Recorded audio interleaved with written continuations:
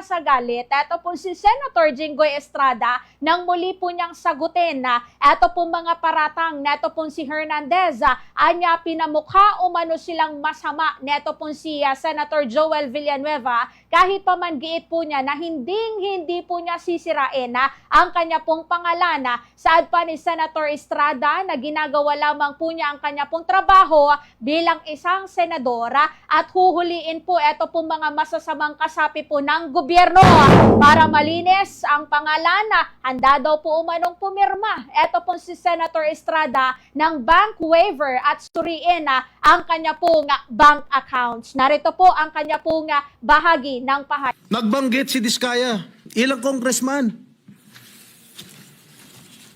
ang involved sa korupsyon. Pagdating ng kinabukasan, hindi na front page, hindi masyadong pinag-usapan. Nung si Bryce Hernandez na, nagbanggit ng dalawang senador, front page na kaagad kami.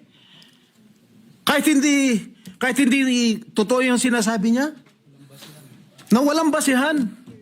30% commission daw. Ang putang ina. I'm sorry. Strike out from the record. Pagkatapos yan, wala na. Kumalat na. Front page na sa lahat ng mga newspaper of general circulation. Lahat na. Masama na kami ni Joel Villanueva. Sa social media, everything, lahat.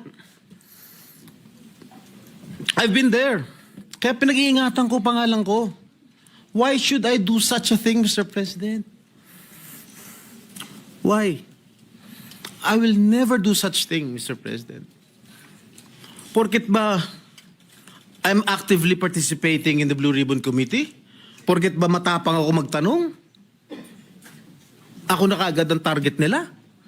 Bakit? I'm just doing my job as your senator. I have an oath to defend. I want to get all the bad crooks here in the government. That is my duty as your senator, Mr. President. Mr. President, sobra-sobra na. Lahat po kami apektado na. Even the Senate as an institution is also affected by the testimony of one habitual liar. Bakit paniniwalaan natin siya? Bakit yung mga yung sinigaw ng mga congressman? Bakit? Bakit hindi natin imbestigahan? Bakit yung mga senador hindi imbestigahan?